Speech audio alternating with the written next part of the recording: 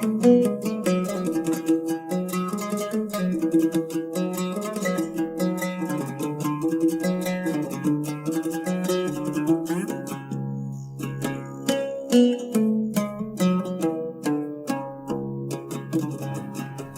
à tous.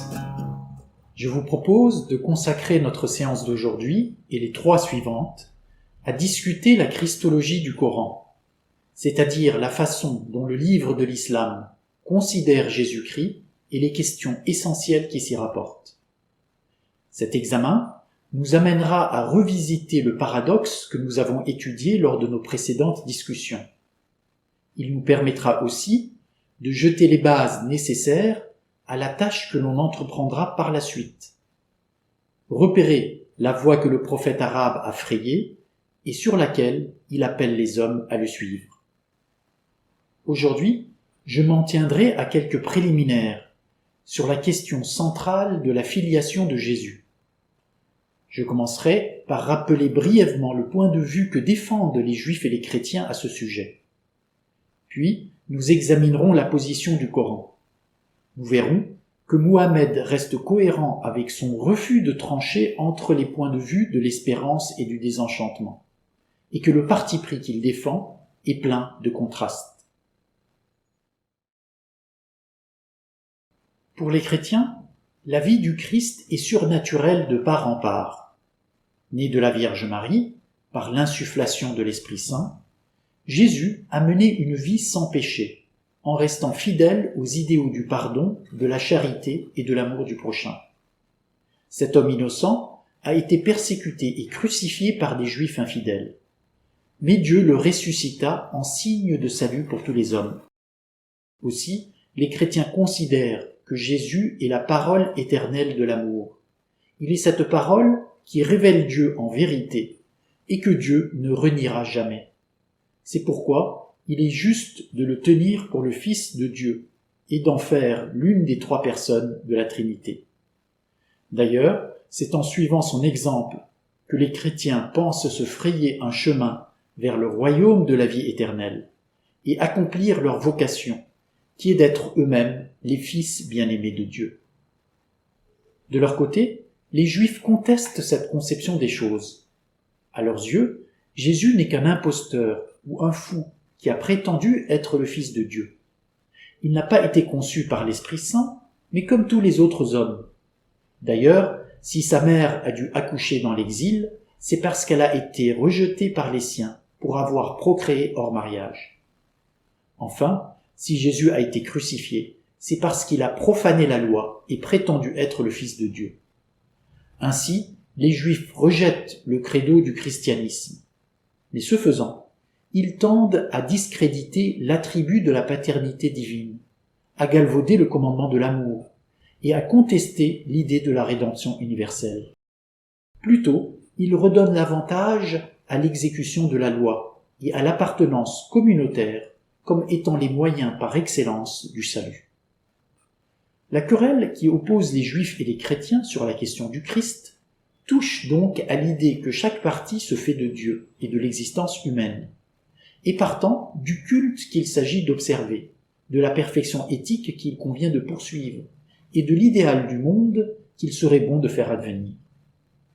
Les chrétiens, en faisant de Jésus le Fils de Dieu, insistent sur la providence du Créateur, sur la force de l'espérance, sur la nécessité de suivre les commandements de la charité, et sur la promesse du salut pour tous. En contraste, les Juifs, en refusant de cautionner la percée opérée par le christianisme, mettent l'accent sur l'altérité de Dieu, sur les ressorts de la crainte, sur la primauté de la loi et sur leur élection qu'ils considèrent comme exclusive.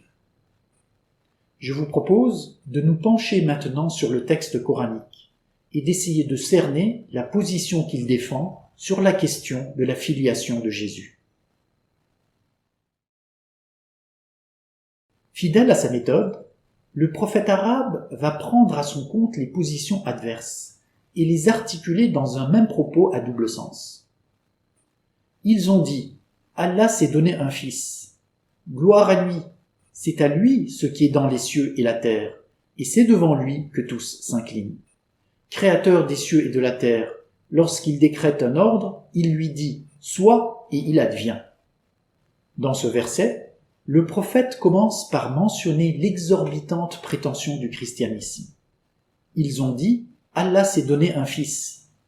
Puis aussitôt, il exalte Dieu. Gloire à lui, c'est à lui ce qui est dans les cieux et la terre. Comment comprendre cette glorification? En première lecture, on pourrait l'entendre en un sens critique, comme un déni de ce qui précède. Ils ont dit « Allah s'est donné un fils », gloire à lui, c'est-à-dire gloire à lui, jamais Dieu ne ferait une chose pareille. Dans ce cas, la fin du verset signifierait que Jésus a été créé à l'instar des autres créatures, par le fiat divin, et que les Juifs auraient donc raison de lui refuser le statut de fils de Dieu. Mais le problème de cette lecture est qu'elle marque une différence entre Jésus et la parole vivante de Dieu par laquelle tout a été créé. Or, comme on le verra, le Coran insiste justement sur leur identité. Mohammed professe que celui qui s'est fait connaître aux hommes comme le fils de Marie est la parole de Dieu, et en tant que tel, il est la décision victorieuse du Seigneur telle qu'elle a été formulée dès le commencement. Du coup, il devient possible d'interpréter notre verset différemment, en comprenant le gloire à lui de façon positive. Ils ont dit « Allah s'est donné un fils ». Gloire à lui. Comprenons, gloire à lui, quelle chose extraordinaire il a faite. Dans ce cas, la suite du verset rappelle que tout ce qui est créé procède de la parole vivante de Dieu, qui est Jésus. L'existence de ce dernier serait donc antérieure à la création, et les chrétiens auraient raison de rattacher Jésus filialement à Dieu. Ainsi, le verset se découvre être à double entente. Il conjoint l'affirmation enthousiaste qui fait de Jésus le Fils de Dieu et la négation sceptique qui refuse d'assigner un enfant ou un égal à Dieu. Ce jeu d'ambiguïté chercherait à exalter la révélation extraordinaire de Jésus, tout en dégageant Dieu de toute association sacrilège. Certes, Jésus se tient au sommet de la vérité, de l'abnégation et de la bonté, mais pas plus que Satan, qui se trouve au comble du mensonge et de la méchanceté, il ne doit être assimilé à Dieu. C'est pourquoi il faut redire que le Seigneur garde la haute main sur sa création, et que sa liberté n'est pas captive d'un choix gravé dans le marbre de toute éternité. Autrement dit, si Jésus est bien la parole de Dieu, cette parole ne le lie pas indéfectiblement, ni n'engage son être comme le ferait un fils. En ce sens, il serait exagéré d'attribuer à Jésus une nature divine et une existence antérieure au créé. Quand bien même il aurait été le premier-né de la création, le fils de Marie serait semblable aux autres humains qui ont été créés de la boue. Pour Dieu, la semblance de Jésus est celle d'Adam, que Dieu créa de terre, puis il dit « Sois » et il advient. Dans son sens obvi, le verset veut dire qu'à l'instar d'Adam, Jésus a commencé d'être et que sa venue n'avait donc rien de nécessaire. Même après avoir été engendré et comblé de bienfaits, il reste, comme le précise le Coran, un serviteur de Dieu, et en cela séparé de ce dernier par une distance infinie. Si la proximité du Seigneur lui a été donnée, au point qu'il n'est pas abus de mots de dire qu'il a connu une forme de vie filiale avec lui, cette union relève de l'effusion de la grâce et participe du dynamisme de son existence, non d'une unité quant à la nature. Jésus ne doit donc pas être présenté de manière dogmatique comme le Verbe incréé et éternel de Dieu. Peut-être faudrait-il le considérer plus modestement, comme une parole issue de Dieu.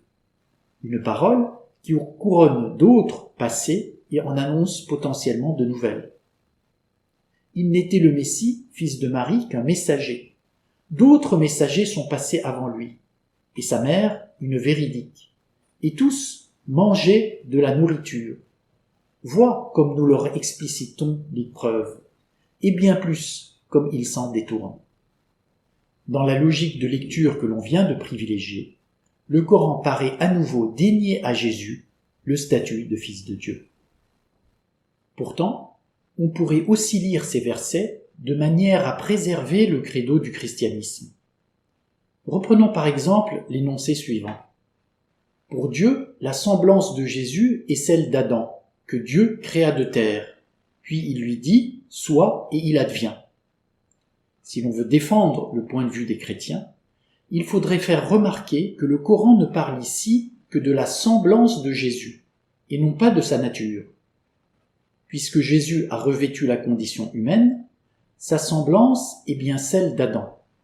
Mais c'est au seul Adam qu'il faudrait rapporter les propositions de la fin du verset. C'est Adam que Dieu créa de terre et à qui il dit « Sois » et il advient. Quant à la véritable nature de Jésus, qui est d'être la parole vivante de Dieu, il est bien entendu incréé. Ainsi, les versets coraniques peuvent tout à fait trouver à s'inscrire dans une lecture qui insisterait sur l'humanité de Jésus, comme ici sur sa semblance avec Adam, sans remettre en cause son affiliation divine. En somme, le propos coranique demeure équivoque. Il entremêle une ligne prédicative proche du christianisme, qui élève le Fils de Marie à l'apothéose d'un principe quasi divin, et une autre, adjacente au judaïsme, qui rattache Jésus à sa base terreuse, souligne l'infirmité de sa chair et marque la distinction entre la parole qu'il représente et celle originelle qui énonce et fonde le créé. D'un côté, selon une aspiration résolument positive, l'intitulé de la transcendance permet à Mohammed de croire que Dieu s'est lié par la libre résolution de son amour à la parole de miséricorde incarnée par Jésus. De l'autre côté, suivant une orientation purement négative, le même intitulé de la transcendance lui donne à penser que Dieu pourrait avoir une volonté décisive en dehors de celle révélée par le Christ, une disposition secrète dont le Fils de Marie ne serait pas l'exécuteur et qui primerait sur la promesse que celui-ci apporte. Cette dernière possibilité ravive le spectre de l'abandon et la crainte d'une fin ténébreuse qui s'impose à tous. Allah a-t-il pris une irrévocable distance avec la mesquinerie humaine? Reviendra-t-il à la fin des temps, entouré des anges, pour juger en vérité les mondes et séparer à jamais les fidèles des corrompus? Sans cesse, le Coran présente ensemble les thèses les plus opposées, en enserrant dans un même propos la théologie de l'espérance, qui affirme que Dieu s'est donné un Fils en Jésus, par qui toutes choses ont été créées, et l'irréligion du désespoir, qui dénie à l'homme toute affiliation divine, au risque de sanctionner le non-sens de la vie. Cette ambivalence transparaît dans tous les énoncés coraniques ayant trait à la filialité du Christ. Reprenons-les rapidement. Si Allah avait voulu s'attribuer un enfant, il aurait certes choisi ce qu'il eût voulu parmi ce qu'il crée. Gloire à lui, c'est lui, Allah, l'unique, le dominateur suprême. Ils ont dit, Allah s'est donné un fils. Gloire à lui, c'est à lui ce qui est dans les cieux et la terre, et c'est devant lui que tous s'inclinent. Dis, si le tout miséricordieux avait un enfant, alors je serais moi le premier à l'adorer.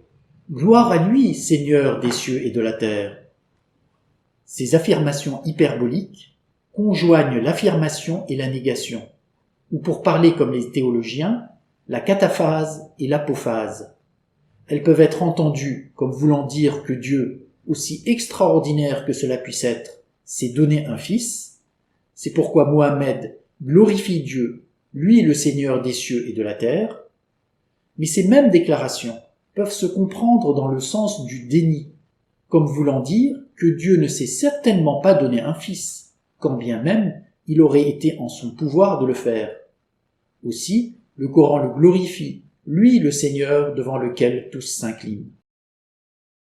En quelque sorte, les énoncés ambigus du Coran proclament que le Créateur s'est donné un fils et appellent les croyants à l'adorer comme Dieu, mais pour aussitôt repousser la tentation idolâtre et rétablir la distance qui sépare l'homme de l'infini.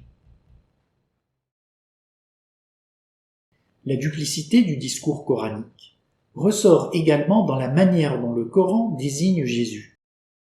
Sur les 25 fois où il est nommé, Jésus est qualifié à 24 reprises par l'expression « fils de Marie ». Cette appellation est une façon d'insister sur l'humanité de Jésus, sur le fait qu'il est l'enfant d'une femme humble entre toutes. Mais la formule « fils de Marie » met aussi en évidence l'absence du Père, et ce, d'autant plus nettement que l'usage en vigueur dans les sociétés patriarcales arabes veut que l'on nomme le fils en référence au père et non à la mère. Le défaut de paternité appuie-t-il alors la thèse des Juifs, qui considèrent que Jésus est un enfant bâtard, ou conforte-t-il plutôt le témoignage des chrétiens, qui attestent que Jésus a été engendré sans père terrestre, par l'action fécondante de l'Esprit Saint dans le sein de la Vierge? Là encore, les indications coraniques demeurent contradictoires. D'un côté, le livre reproche aux Juifs d'avoir proféré sur Marie une immense calomnie et rappelle que celle-ci a su préserver son sexe et qu'elle a été insufflée par l'Esprit Saint, ce qui semble conforter le point de vue des chrétiens. Mais en même temps, le Coran précise, avec un brin de malice, que le messager qui s'est introduit auprès de Marie pour lui annoncer la venue d'un enfant avait la forme d'un homme accompli. Détail qui est loin d'être innocent au regard de la polémique sur la virginité de Marie. Dans un autre passage, le Coran colporte l'accusation infamante d'adultère dont les proches de la Vierge s'étaient fait l'écho, comme s'ils voulaient redonner crédit au point de vue des Juifs. Ils dirent « Marie, tu as commis une chose épouvantable. Sœur d'Aaron, ton père n'était pas un homme de mal, ni ta mère une souillon. » En somme, le Coran ne tranche pas la question. Il continue à conjoindre deux appréciations contraires. L'une qui exalte la conception surnaturelle de Jésus, l'autre qui insiste sur le fait qu'il a été conçu comme les autres hommes, et dans le cas précis, hors mariage.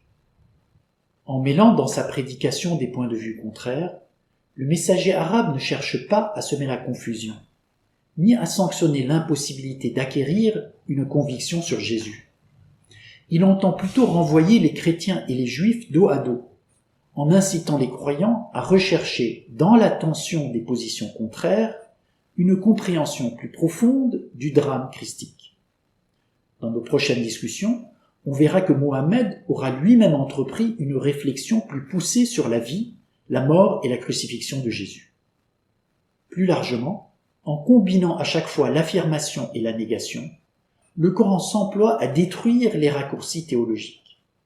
Il interdit aux croyants de s'en tenir à des formules définitives, de se garantir par des certitudes sécurisantes, ou de se perdre dans des illusions consolatrices.